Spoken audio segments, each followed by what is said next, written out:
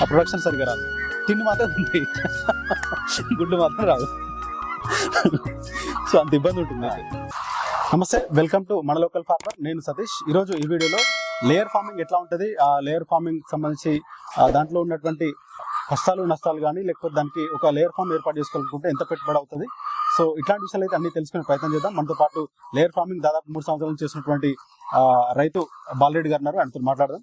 దాదాపు 3 సంవత్సరాల నుంచి అయితే ఆయన ఈ లేయర్ ఫార్మ్ అయితే ఏర్పాటు చేసుకున్నట్టుగా చెప్తున్నారు. సో దీనికి ఏర్పాటుకు అసలు ఇటువైపు ఎందుకు రావాల్సి వచ్చింది, ఎందుకు ఏర్పాటు చేసుకున్నారు, ఇట్లాంటి విషయాలు అయితే అడిగి తెలుసుకునే ప్రయత్నం చేద్దాం. మనం ప్రస్తుతం ఉన్నటువంటి ఏరియా వచ్చేసి నల్గొండ జిల్లా శాలిగారావు మండలం మాదారం కళ అనేటువంటి గ్రామంలో ఉన్నాం. ఆయన వ్యవసాయ క్షేత్రంలో ప్రస్తుతం మనం ఉన్నాం. ఇక్కడ ఆయన వ్యవసాయ క్షేత్రంలో దాదాపు 2 ఫార్ములుగా ఏర్పాటు చేసుకున్నారు. సో ఆయనతో మాట్లాడదాం. సార్ నమస్తే. ఎందుకు మీరు ఇటువైపు అంటే ఈ లేయర్ ఫార్మింగ్ వైపు ఎందుకు వచ్చారు, ఎందుకు ఏర్పాటు చేసుకోవాల్సి వచ్చింది? అంటే మా బావమర్దులు, మా తోడళ్ళు అంతా ఈ ఫీల్డ్ లోనే ఉన్నారు ప్రజెంట్ గా. ఓకే. మామూలుగా మా సడకులు అయితే అంగన్వాడీ టెండర్లు బట్టి సరే సబ్ కాంట్రాక్టర్లు బట్టి సప్లై చేసేవాళ్ళు. ఓకే. ఈ ఫీల్డ్ కొద్దిగా బెటర్ గా ఉన్నది అని అంటే సరే నేను కూడా దీంట్లోకి ఈ ఫీల్డ్ లోకి రావాల్సి వచ్చింది. అంటే ఇది ఓన్ ల్యాండ్, మా ఎప్పుడో జమానా నుంచి మా ల్యాండ్ ఇది. ఇక రోడ్డు కన్వీనియంట్ ఉంది కదా. నేను అంతకుముందు హైదరాబాద్ లో రియల్ ఎస్టేట్ చేసేవాడిని. ఇంకా అక్కడే స్థిరంగా ఉండాలని నాకు ఎప్పుడు అనిపించలేదు. సిటీ వాతావరణం, నేను 30 సంవత్సరాలు అగ్రికల్చర్ ఫీల్డ్ లో ఉండి హైదరాబాద్ పోయి రియల్ ఎస్టేట్ అని కొంచెం ఏదో కొద్దిగా డబ్బు పట్టుకొని పోయి అక్కడ చేస్తే నాకు ఒక 7-8 సంవత్సరాలు ఆ ఫీల్డ్ లో ఉన్నా. నాకు అది సాటిస్ఫాక్షన్ అనిపించలేదు.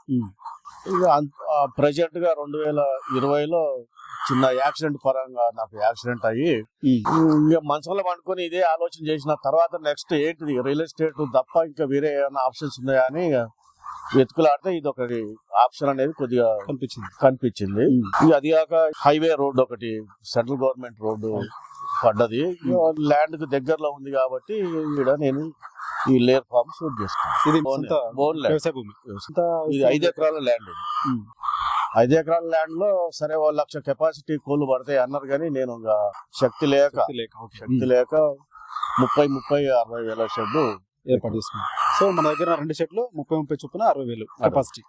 సో దీనికి మొత్తం 5 ఎకరాల విస్తీర్ణం తీసుకురా? ఎంత లేదు, ఇంకా ఉంది. ఇంకొక 2 ఎకరాలు, 1.5 ఎకరాలు అంటే షెడ్ పోగా ఇంకా మిగిలిపోతుంది. అంటే 3 ఎకరాల విస్తీర్ణంలో ఏర్పాటు చేసుకున్నాం. 3 ఎకరాల విస్తీర్ణంలో ఏర్పాటు చేసుకున్నాం. సో షెడ్ సైజులు ఎంత పెద్ద ఎంత ఉంటుంది సార్? 500 ఫీట్ పొడవు, 50 ఫీట్ల వెడల్పు. 500 ఫీట్ల పొడవు, 50 ఫీట్ల వెడల్పు తోటి వేసుకున్నాం. ఎంత 3 సంవత్సరాలు అవుతుంది? ఎన్ని సంవత్సరాలు? 22లో స్టార్ట్ చేసి 22లో అంటే 21 నుంచి 20లో నుంచి స్టార్ట్ చేసి 21 కల్లా కంప్లీట్ అయింది. 22లో కోల్ వేసిన. 22 నుంచి స్టార్ట్ చేసి నడిపిస్తున్నాం. 2 పీరియడ్ అయితే ఇప్పుడు ఒక బ్యాచ్ వెళ్ళిపోయింది, ఇది మళ్ళీ సెకండ్ బ్యాచ్. ఓకే. అంటే ఒకసారి ఒక బ్యాచ్ ఎన్ని సంవత్సరాలు ఉంటాయి సార్? 2 నెలలు ఉంటాయి, సంవత్సరాలు ఉంటాయి? సంవత్సరం 90 వారాలు 95 వారాలు మనకు ప్రొడక్షన్ వస్తాయి. అంటే దాని లైఫ్ ఒక 5 నెలలు చిన్నతనం నుంచి పెరగటమే. 18వ వారం 19వ వారం నుంచి చిన్న గుడ్లు స్టార్ట్ అవుతాయి. అంటే మీరు తెచ్చుకోవడం మన దగ్గర చిక్స్ డే 1 చిక్స్ నుంచి డెవలప్ చేస్తారా? నేను ప్రజెంట్ గా అయితే 60,000 షెడ్ కి ఇప్పుడు దాకా కొనుక్కొచ్చడమే జరిగింది. చిక్ షెడ్ ఆల్రెడీ దీనికి సపోర్ట్ చేసిన. నెక్స్ట్ బ్యాచ్ కి చిక్కు మీరే తయారు చేసుకుని మనం కొనుక్కొచ్చిన దానికి దీనికి ఒక బోర్డు, ఒక కోడి మీద 40 రూపాయలు 30 రూపాయలు మిగులుతున్నాయి. ఇక ట్రాన్స్పోర్ట్ లో హైదరాబాద్ నుంచి కొనుక్కరావాలి, ఇక్కడ అందుబాటులో లేరు. హైదరాబాద్ నుంచి కొనుక్కరావాలంటే ట్రాన్స్పోర్ట్ కే 3 లక్షల రూపాయలు. 60,000 తెచ్చుకోవాలనుకుంటే 3 లక్షల రూపాయలు ట్రాన్స్పోర్ట్. ఒక 30,000 తెచ్చుకోనికే 3 లక్షల రూపాయలు అవుతుంది. 20,000 రూపాయలు బండి, 4,000 కోళ్ళు 3,000 కోళ్ళే వస్తాయి. అయితే ఇప్పుడు దీంట్లో మన వెరైటీలు ఉంటాయి సార్? దీంట్లో ఇది బాప్కార్న్ బ్రీడ్ ఆ టైప్. ఇది బాప్కార్న్, అవి బౌన్స్, అవతల చెట్లు బౌన్స్. కొంచెం హైట్ ఉంటాయి, మీడియం గా ఒకే సైజ్ వస్తుంటాయి గుడ్లు. ఈ బాప్కార్న్ ఏమో కొద్దిగా ఓవర్ సైజ్ వస్తుంటాయి. ఇది కొన్ని వాతావరణం ఏరియాని బట్టి వాళ్ళు సెలెక్ట్ చేసుకుంటారు. అంటే మీరు 2 బ్రీడ్లు 2 మెయింటైన్ చేస్తారు కదా? సో 2 మెయింటైన్ చేస్తారు. మీకు ఏది మంచిగా అనిపిస్తుంది? అంటే మీకు ఆ ప్రొడక్షన్ పరంగా కానీ గుడ్లు పెట్టారు ప్రెజెంట్ గా అయితే బౌన్సే బాగున్నాయి. బాప్కాకు కొంచెం ఓవర్ సైజ్ గుడ్లు డ్యామేజ్లు ఎక్కువ వస్తుంటాయి, కొద్దిగా డిఫరెంట్ ఉంటాయి. ఎంత ఉంటుంది సార్ లైఫ్ టైం వాటిది? 2 సేమ్ ఉంటాయా? రెండు సేమ్ అండి. ఇది 90 వీక్స్ అయితే అది 100 వీక్స్. అంటే గుడ్లు ఎప్పటి నుంచి ఎన్ని వారాల నుంచి స్టార్ట్ చేసి? 20వ వారం నుంచి స్టార్ట్ అవుతుంది. 20 వారం నుంచి స్టార్ట్ అవుతుంది. సో ఎట్లాంటి అంటే ఫీడ్ విషయంలో ఎట్లాంటి జాగ్రత్తలు తీసుకుంటారు? జనరల్ గా ఎట్లా ఉంటుంది వీటి మెయింటెనెన్స్ అంతా కూడా? మామూలుగా కంపెనీ ఫీల్డ్లు ఉంటాయి. కంపెనీ ఫీల్డ్ అంటే మనకి ఒక 1000 రూపాయలు డిఫరెంట్ వస్తుంది కంపెనీ. నువ్వు ఓన్ గా తయారు చేసుకుంటే 1000 రూపాయలు మిగులుతుంది. అయ్యే 1000 రూపాయలు మిగులుతున్నాయి మనకి. ఓకే, మీరు ఓన్ తయారు చేసుకుంటారు ఫీడ్? అంటే జనరల్ గా డే 1 అంటే మీరు తెచ్చుకున్న ఎన్ని వారాల నుంచి తెచ్చుకుంటారు సార్ మీరు తెచ్చుకోవడం? నేను 12వ వారం తెచ్చిన వీక్. యావరేజ్ 12వ వారం అయితేనే 700-650 గ్రాములు ఉంటాయి కోడి తెచ్చుకోవడం అక్కడి నుంచి. సో ఆ సైజు లేకపోతే మనకి ఇక్కడ ఫీడర్ల నుంచి బయటకు వెళ్తుంటాయి, సైజ్ తక్కువ. ఓకే, ఈ గ్యాప్ నుంచి బయటకు వస్తుంది. అయితే తెచ్చుకున్న ఆ తర్వాత నుంచి ఎన్ని రోజులు సాగిన తర్వాత? 20 వారాలు 8 వారాలు 2 నెలలు మనం పెట్టుబడి పెట్టాల్సిందే. వాటి సాగితేనే ఆ తర్వాత నెక్స్ట్ వీక్ నుంచి ఎగ్ ప్రొడక్షన్ వస్తుంది. సో ఎంత ఖర్చు అవుతుంది సార్ ఒక గుడ్డు తెచ్చుకున్న 12 వారాల నుంచి 20 వారాల వరకు ఎంత ఖర్చు అవుతుంది ఆ పీరియడ్? అంటే ఫస్ట్ ఎగ్ ప్రొడక్షన్ రావడం కోసం ఎంత ఖర్చు పెడతారు మీరు? 100 రూపాయలు ఖర్చు పెడతారు. 100 రూపాయలు ఖర్చు పెడతారు. అంటే జనరల్ గా ఓవరాల్ గా 350 రూపాయలు గుడ్డుకు వచ్చే టైం కల్లా 350 రూపాయలు అయింది ఒక బడ్డుకు. అంటే ఒక గుడ్డు పెట్టే ఫస్ట్ ఎగ్ పెట్టే టైం వరకు 350 రూపాయలు ఒక బడ్డు మీద పెట్టాల్సింది, ఇన్వెస్ట్ చేయాల్సింది. అంటే ఓవరాల్ గా దీని లైఫ్ టైమ్ లో ఎగ్స్ ఎన్ని డైలీ పెడుతుంటే ఎట్లుంటుంది సార్ దీని సిస్టమ్? 10% మైనస్ ఉంటుంది. 10% మంచి ప్రొడక్షన్ వచ్చిందంటే 90-92% వస్తుంది. మంచి గుడ్ అంటే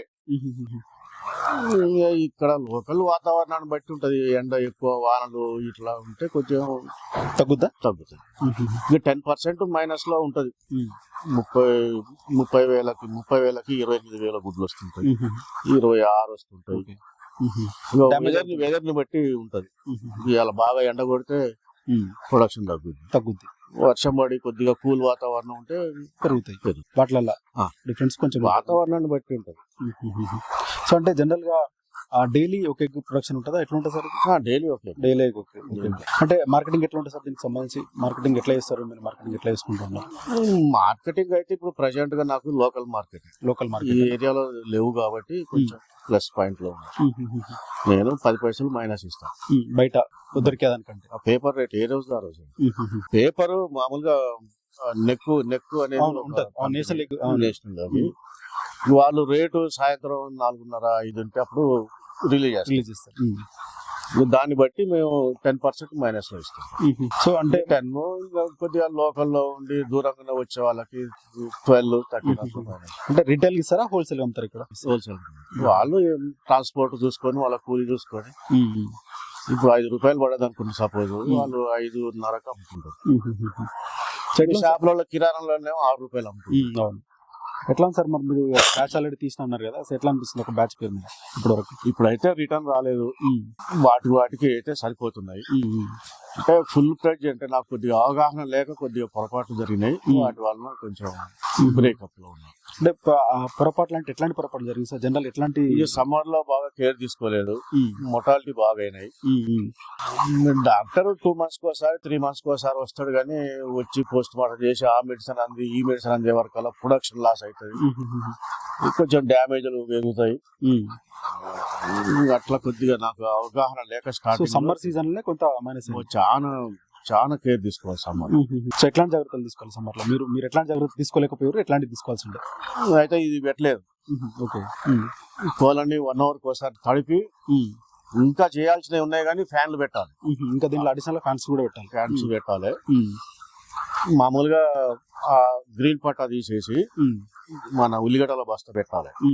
దానికి డ్రిప్ సిస్టమ్ కంటిన్యూగా నీళ్ళు కావాలి. అంటే పైనుంచి కిందకి వేయాలి? లేదు, అంతే. మళ్ళీ గాలి రావాలి. అంటే ఈ కోళ్ళలో ఉన్న లెవెల్ వరకు అట్లా వేసుకోవాలి. పైన స్ప్రింక్లర్ నడవాలి, రేకులు పైన.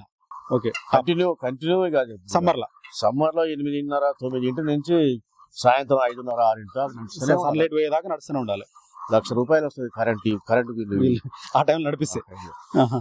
అన్ని మోడల్ అన్ని నడుస్తాయి. ట్యాంక్ నిండుతుండాలి, ఇది నడుస్తుండాలి, పైన నడుస్తుండాలి, డ్రిప్ నడుస్తుండాలి, అన్ని నడవాలి. సార్ జనరల్ మీకు ఎంత ఖర్చు అవుతుంది సార్ 2 farms 60,000 కెపాసిటీ ఏర్పాటు చేసుకోవడానికి? ఇక 10,000కు ₹1,00,00,000 అవుతుంది మొత్తం కోడిని తెచ్చేసుకునే వరకు.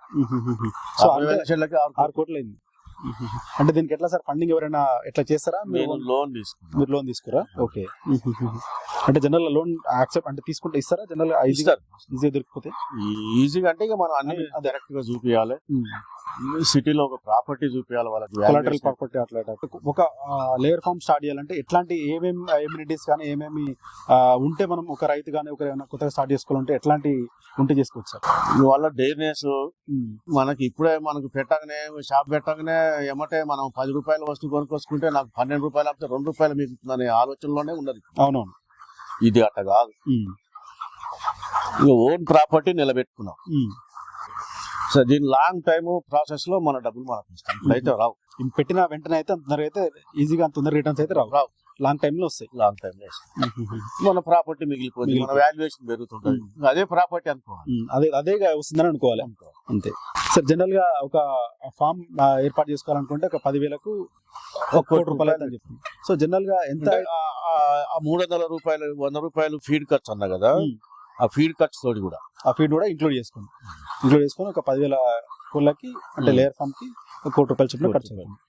సో మార్కెట్ లో మరి సస్టైన్ చేయగలుగుతారా సార్ దీన్ని? అంటే చేసుకుంటారా? అంటే వర్కౌట్ అవుతుందా దీన్ని ప్రజెంట్? ఇప్పుడు మీరు ఒక బ్యాచ్ తర్వాత తీసింది కదా, ఇప్పుడైతే నాకు టన్నుకి 24,000 రూపాయలు ఖర్చు వస్తుంది. ఇది ఫీడ్ ప్రొడక్షన్ ప్లస్ లోనే ఉన్నాయి ప్రజెంట్. వాతావరణం క్లైమేట్ సరిగా ఉండవు. సమ్మర్ లో అయితే క్లైమేట్ కోఆపరేట్ ఇస్తుంది కాబట్టి ఉంటుంది.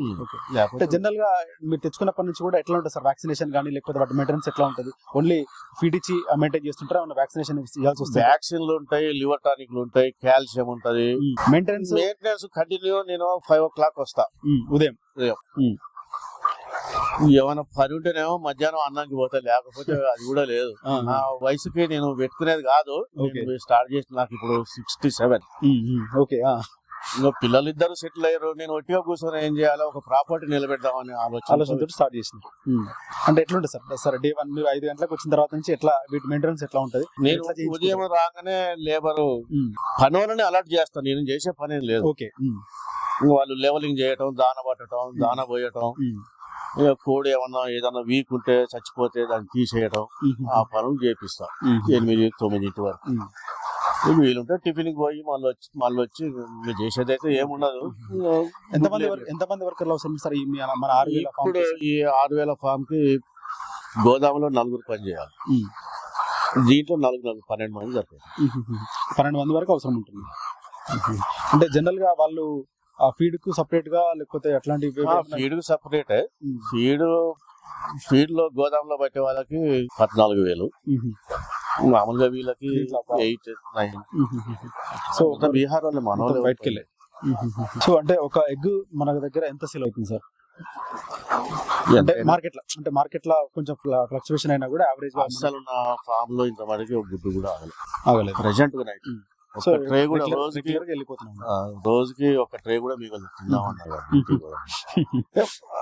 అట్లా నేను అవకాశం ఇచ్చిన స్టార్టింగ్ లో. ఈ తుంగతుర్తి, సూర్యాపేట, కోదాడు, లేకరకల్లు, ఓలిగొండ అంత దూరం కూడా మా ఫామ్ దగ్గరికి వచ్చి తీసుకెళ్తాం. అక్కడ ఉన్నా గానీ ఇక్కడికి వస్తారు. అంటే మనకి రెగ్యులర్ గా దొరుకుతాయి అనే ఆలోచనలతో ఎవరిని కాదనకుండా ఇస్తే ఒకరు కాకపోతే ఒకరన్నా రోజు వస్తుంటారు. సార్ మీకు ఎప్పుడన్నా ఫామ్ పెట్టిన తర్వాత నుంచి అరే ఎందుకు పెట్టినామని అట్లాంటి సిచ్యువేషన్ ఏమైనా అనిపించిందా? అరే ఎందుకు రిటర్న్స్ రాకపోతే బాధ ఉంటది కొంత టైంలో. అది సరే అక్కడికక్కడికన్నా వెళ్లకుండా ఉండే పరిస్థితులు కూడా వస్తాయి. ఫీడ్ కిను వచ్చే ప్రొడక్షన్ కి మనకి ఎలా రేషియో సెట్ కాదు. అటువంటిప్పుడు ఉంటాయి కష్టం లేకుండా, బాధ లేకుండా ఎట్టుంటది. అంటే అదే అట్లాంటి సిచ్యువేషన్ వచ్చిందా? వస్తే ఎట్లా దాన్ని ఓవర్కమ్ చేసి? అయితే ఇప్పుడు చాలా పెద్ద వ్యవహారం కదా. ఇదేమో వీటిని కోలు తీసేసిన, అసలే మొత్తం తీసేసిన. అది నడుస్తుంది ప్రొడక్షన్. అంటే ఎప్పుడు తెచ్చుకున్నా మీరు 2 వెరైటీలు మెయింటైన్ చేస్తుంటారా? ఒకటే లేదు, ఇప్పుడే ఈసారి టెస్టింగ్ చేద్దామనే 2 బ్రీడ్లు తెచ్చుకున్నారు. చెప్పండి. అంటే ఇది షెడ్ ఖాళీ. ఈ షెడ్ లో పిల్లలు తేవాలంటే దగ్గరలో 60 లక్షలు కావాలి. అవేమో టైం అయిపోయింది, పీరియడ్ అయిపోయింది. వాటిని మోల్డింగ్ పెడితే 110 రూపాయలు 120 రూపాయలు ఖర్చు వస్తాయి ఒక కోడికి. అది 40 days ఉపవాస తినాలి. అట్లా ఉంటాయి తినకుండా మనం తినపెద్ద దాన వేయద్దు. అంటే మన 2 రోజులు ఉంటాయి, 10 days. ఒక 10 days ఉంటాయి. 10 days తర్వాత మళ్ళీ రీ చేస్తుండాలి చిన్నగా 5 గ్రాములు 10 గ్రాములు అట్లా పెంచుకుంటా అంతా 40 days ప్రాసెస్ అది. ఓకే. తర్వాత 35 రోజులు వచ్చిన తర్వాత 100 grams ఇవ్వటం ఫీడ్. 100 grams దీన్ని బోర్డు కిలోన్నర, కోడి కిలోన్నర అయిన దాకా గుడ్డు పెట్టడం. ఇప్పుడు అట ఇట 70 లక్షలు 80 లక్షలు మనం పెట్టుబడి పెట్టాల్సింది. అటువంటి టైంలో ప్రొడక్షన్ ఉండదు. దాన తినాలి, అది ఖర్చులు అయితే ఉంటాయి. చేతిలో కూడా 100 రూపాయలు లేని పరిస్థితులు కూడా ఉంటాయి. వాటిని తట్టుకోవాలి. మరి తట్టుకునే కెపాసిటీ ఉంటేనే నడిపిస్తాం ఫామ్ లోకి. అయితే ఇప్పుడు ఆ వెంకటేశ్వర పెద్ద పెద్ద వాళ్ళు ఉన్నారు కదా సమాజంలో, వాళ్ళు ఎప్పుడో స్టార్ట్ చేసుకున్నారు. ఓన్ ల్యాండ్స్ కాకుండా ఇంక వాళ్ళకి అంతా అప్పుడు వచ్చి స్థిరంగా ఉన్నారు. అదే సస్టైన్ మార్కెట్ లో నిలబడిపోయారు. వాళ్ళతోటి మనం కంపారిజన్ కాదు. అంటే ఇంకా ఎన్ని సంవత్సరాల నెలల కానీ మీకు బ్రేక్ ఈవెన్ అయ్యి లాభాలకు వస్తారని అనుకుంటాను మీరు? 4 బ్యాచ్లు పోవాలి. 4 బ్యాచ్లు పోతే అంటే ఇప్పటివరకు నాకు ఒకటే బ్యాచ్ పోయింది. ఈ బ్యాచ్ ఇంకెన్ని రోజులు ఉంటుంది సార్? ఈ బ్యాచ్ 90 వారాలు. అంటే ఇప్పటివరకు ఇంకెన్ని రోజులు ఉంటుంది? ఎన్ని నెలలు? అంటే ఇప్పుడు తెచ్చుకొని ఒక హాఫ్ ఆఫ్ ద పీరియడ్ అయిందా ఈ బ్యాచ్ తెచ్చుకొని? ఈ బ్యాచ్ మొన్ననే ప్రొడక్షన్ ఇంకా పర్సెంటేజ్ లోకల్ పోతలేవు, మా లోకల్ మార్కెట్ పోతలేవు. అవునా? ఓకే. ఇంకా ఎదురు పెట్టుడే ఇప్పుడు. అంటే మనకు వర్కౌట్ అయ్యే రేట్ బయట మార్కెట్ లో వర్కౌట్ అయ్యే రేట్ ప్రెసెంట్ గా అయితే ఇప్పుడు ఈ రోజు వరకు అయితే ఆ దానకి వచ్చే ప్రొడక్షన్ జరుగుతుంది. ఈక్వల్ అయింది అంతే. ఈ ఎక్స్ట్రా అయితే 2 వారాలు 3 వారాలు పోతే సెట్ అవుతుంది. ఇది ఏం లేదు, బయట లోకల్ మార్కెట్ అమ్మితే సెట్ అవుతుంది. సో లోకల్ స్థానికంగా అమ్ముకుంటే సెట్ అవుతుంది. బయట దూరం అంగన్వాడీ అని అంటే అంగన్వాడికి ఇవ్వాల్సిందే, ఈ లోకల్లో పోవు. అవును. ఇంకా వాళ్ళు 40 అంటారు, 50 అంటారు. ఇది పేపర్ మీద మైనస్. ఒక్కోసారి 1 రూపీ కూడా అంటారు. స్టాక్ ఉంటాయి. సో అట్లాంటి ప్లేస్ లేదు. ఆయన దండం పెట్టి తీసుకుపోవాలని బయట. సో అట్లాంటి సిచ్యువేషన్ ఉంటాయి సార్. ఎన్ని రోజులు మన దగ్గర ఒకవేళ ఉంచుకునే సిచ్యువేషన్? ఇప్పుడు ఈ వాతావరణానికి 1 month గ్యారెంటీ ఉంటుంది. 1 month ఉంటాయి, నిల్వ ఉంటాయి. ఎండాకాలం అయితే మాత్రం నా దగ్గర 15 రోజులు, కస్టమర్ కి పోయే వరకల్లా 15 రోజులు, తినబోయే వరకు. 1 month దాటితే కష్టం. సమ్మర్ లో ఇప్పుడు ఈ టైంలో నా దగ్గర 1 month ఉంటుంది. మీ దగ్గర 1 month ఉంటాయి. కస్టమర్ దగ్గరికి పోతే ఇంకా ఒక వారం 10 రోజులు అప్పుకున్నా ప్రాబ్లం నెల ఉండొచ్చు. ఇంకా ఆ తర్వాత కూడా నెల ఉండొచ్చు. ఈ టైంలో అదే రైనీ సీజన్ లో 2 months వరకు ఉంటాయి. సెల్ఫ్ లైఫ్ ఉంటాయి. అదే ఎండాకాలం అయితే నెల 15 రోజులు ఎక్కువ ఉండదు. అయితే సార్ ఇవి వీటి పీరియడ్ అంటే గుడ్లు పెట్టే పీరియడ్ అయిపోయిన తర్వాత కల్బోర్డ్ గా అమ్మేస్తారా? అది కూడా పేపర్ రేట్ ప్రకారమే. అంటే నార్మల్ చికెన్ రేట్ సపరేట్. అంటే వీటి ఎట్లుంటే కల్బోర్డ్ అంటారు వాటి తీసేసేవాడిని. ఆ కల్బోర్డ్ రేటు రోజు డైలీ పేపర్ అప్డేట్ అవుతుందా? ఓకే. అంటే దాన్ని బట్టి వాళ్ళు 10 పైసలు మార్కెట్ ను బట్టి, పండుగ సీజన్ బట్టి మనం అంటే వీటి బల్క్ ఒకటేసారి లిఫ్ట్ చేస్తారని అప్పుడు చేస్తారంటే ఇక పెద్ద కంపెనీ అయితే ఒక్కసారి తీసుకుపోతుంది. ఇక లోకల్ వాళ్ళు వచ్చి తీసుకుపోతా అంటే కిలోకి మామూలుగా 1.5 ఉంటది బోర్డు. 80 రూపాయలు 40, మామూలుగా కిలో 80 రూపాయలు అంటే 120 రూపాయలు వస్తేనే వస్తుంది. పోయినసారి బ్యాచ్ 40 రూపాయలకే ఇచ్చింది కిలో. అంటే సార్ జనరల్ గా మీరు డే 1 కానీ లేకపోతే మీరు చిక్కు తెచ్చుకునేటప్పటికి అమ్మేటప్పటికి అది ఆ రేషియో బ్యాలెన్స్ అవుద్దా? అంటే అప్పుడు పెట్టిన పెట్టుబడికి అమ్మేటప్పుడు వచ్చేటువంటి రిటర్న్స్ కి మ్యాచ్ అవుద్దా? కోడిని అమ్ముకునే టైంకి రాదా? అంటే మీరు తెచ్చుకునేటప్పటికి అమ్మేటప్పుడు ఏం లేదా 200 రూపాయలు మిగులుతాయి కోడి మీద అంతే. కోడి అంటే దాని లైఫ్ టైమ్ లో గుడ్లు పెట్టేంత లైఫ్ టైమ్ లో మెయింటెనెన్స్, కరెంట్ బిల్లు, లేబర్, అన్ని ఖర్చులు, నా ఖర్చు ఒక 200 రూపాయలు ఒక బడ్డీ మీద మిగులుతుంది. అంటే జనరల్ గా ఎంత మెయింటెనెన్స్ వస్తారు ప్రతి మంత్ కి? ఒక సంవత్సరానికి ఎంత మెయింటెనెన్స్ అవుతుంది ఒక మీ ఫామ్ కి? 1 month కి అయితే 60 lakhs నాకు రిటర్న్ వస్తాయి. 2 lakhs మిగులుతాయి అప్రాక్సిమేట్లీ రఫ్ గా. లేబర్, కరెంట్ బిల్లులు ఆ 2 lakhs వల్లనే అడ్జస్ట్ చేస్తున్నారు. సో అంటే కష్టంగానే నడుస్తుంది రిటర్న్స్ అనేవి మనకి ఎక్స్పెక్ట్ చేయలేదు. ఇంకా కొత్తగా ఎవరైనా ఈ స్థాయిలో ఎవరైనా లేయర్ ఫార్మింగ్ ఏమైనా చేయాలనుకుంటే ఎట్లా సార్? వాళ్ళకు ఎట్లాంటి సలహాలు ఇవ్వచ్చు మనం, సూచనలు? అంటే మీకున్న ఎక్స్పీరియన్స్ వరకు చేసుకోవచ్చు వాళ్ళు సొంతంగా. ఇప్పుడు కొన్ని ఫామ్లు 15,000 30,000 కెపాసిటీలోనే ఒక ఫ్యామిలీ ఒక మనిషిని పెట్టుకొని ఆయనే దాన పట్టుకొని ఆయన గుడ్లు ఏరుకోవటం ఆయన మెయింటైన్ చేసుకుంటే మిగులుతాయి. ఇంత పెద్దలో పెట్టి ఆయన చేయలేదు. పెద్ద మొత్తంలో పెట్టుబడి కాబట్టి కష్టం. చేయలేరు. లేబర్ మీద ఆధారపడి బతకాలి.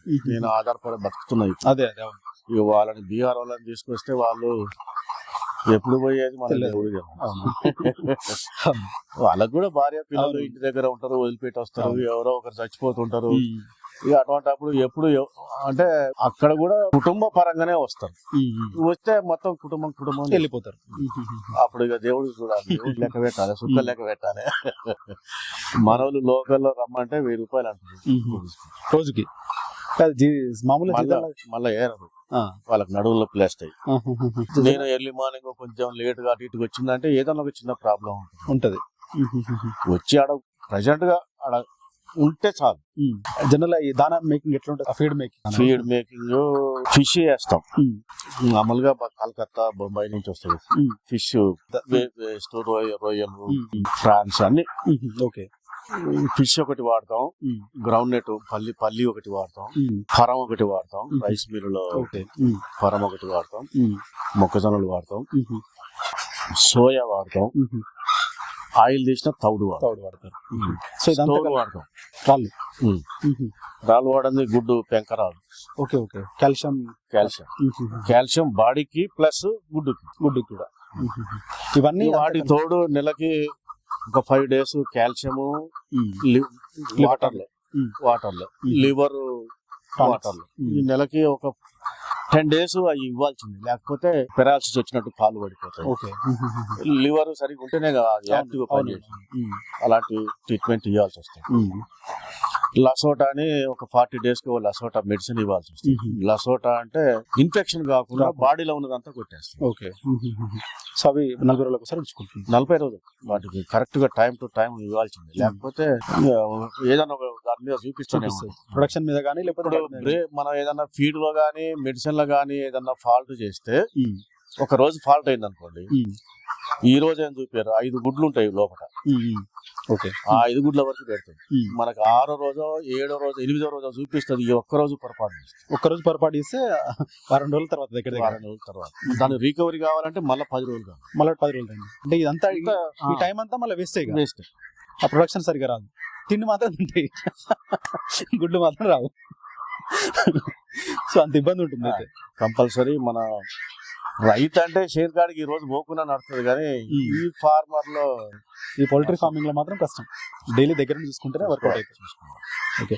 అంటే దానా అంతా మీరు ఇలాగే అన్ని కూడా అన్ని ఆల్ మిక్స్ చేసి పెడతారా? మిక్సింగ్ చేసి పెట్టడం కాదు, ఎప్పుడప్పుడే కలుపుతారు.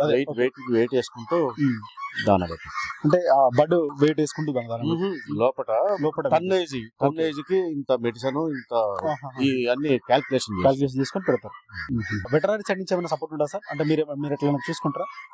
వెటనరీ ఏం లేదు, మనకు మీరే చూసుకుంటారు. మెడిసిన్ అంటే కంపెనీలు ఉన్నాయి, ఇది అయిపోతుంది, అసోట అయిపోతుంది, లేకపోతే మెడిసిన్ అంటే వాళ్ళు 1 month క్రెడిట్ ఇచ్చి ఎమ్మటే ఫార్మర్ ని అడిగితే మాత్రం వాళ్ళు అసలు మనం డబ్బులు ఇవ్వకున్నా కానీ కొన్ని సందర్భాల్లో కొంత టైంలో ఎమ్మటే మెడిసిన్ పంపిస్తారు. ఎందుకంటే ప్రొడక్షన్ బ్రేక్ అయిపోతుంది, ఇక ఫార్మర్ ఇబ్బంది పడుతుందనే ఆలోచనతోటి కొత్త అంటే కంపెనీలు సపోర్ట్ చేస్తాయి. అంటే జనరల్ గా ఏదైనా రోగాలు కానీ ఇష్యూస్ వచ్చినప్పుడు వెటనరీ సైడ్ నుంచి డాక్టర్లు వస్తారా, చూసుకుంటారా? ఫీడ్ సంబంధించిన డాక్టర్లు ఉన్నారు. మనం కాల్ చేయగానే వచ్చి దాన్ని పోస్ట్ మార్టం చేసి, అంటే ఆ బడ్కి ఏమైంది, ఎందువల్ల లోపం జరిగింది, 10-15 పోస్ట్ మార్టం చేస్తారు. దాంట్లో ఒక 7 అదే వాళ్ళకి కాన్ఫిడెన్స్ గా అదే జబ్బులో ఉన్నదని అనుకుంటే దాని దగ్గర మెడిసిన్ రాస్తారు. మిగతా వాటికి అనేది మెయింటైన్ చేసుకుంటే సరిపోతుంది. మొటాలిటీ లేకుండా, ప్రొడక్షన్ మీద ఇంపాక్ట్ పడకుండా చూసుకుంటే సరిపోతుంది. పౌల్ట్రీ ఫామ్ లో మీకున్నటువంటి అనుభవాల నేపథ్యంలో ఎట్లాంటి జాగ్రత్తలు ఇంకేం తీసుకుంటే మీరేం తీసుకున్నారు, ఎట్లాంటి జాగ్రత్తలు తీసుకున్నారు, ఇంకా నష్టాలు నష్టపోతే ఎట్లాంటి ఇబ్బందుల వల్ల నష్టపోయారు? దీంట్లో పోయిన సంవత్సరం నాకు 4,000-5,000 కోళ్ళు చనిపోయినాయి. సమ్మర్ లో మాత్రం చాలా కేర్ గా ఉండకపోతే వాటి లైఫ్ అంతా మనకి మైనస్ పాయింట్. మనం ఆ లాస్ పూడ్చుకోలేము. అసలే పుడుచుకోలేవు. పోయినట్టు అంతే. కోడి పోయిందంటే 400 రూపాయలు పోయినట్టు. ఓకే, అది ఇంపార్టెంట్ సమ్మర్. ఇంకా వింటర్ సీజన్ అంటే మామూలు కామన్ గా కొంత ఈ తోట నడుస్తూనే ఉంటుంది. మళ్ళా ఎగ్గుకి రేట్ ఉండదు అసలు సమ్మర్ లో. అప్పుడు దీని సీజన్ ఏంటంటే 4 నెలలు మంచి ఇన్కమ్ లో ఒక 1 రూపీ మిగులుతుంది. ఆ తర్వాత యావరేజ్ వస్తుంది. ఆ తర్వాత 50 పైసలు 60 పైసలు మైనస్.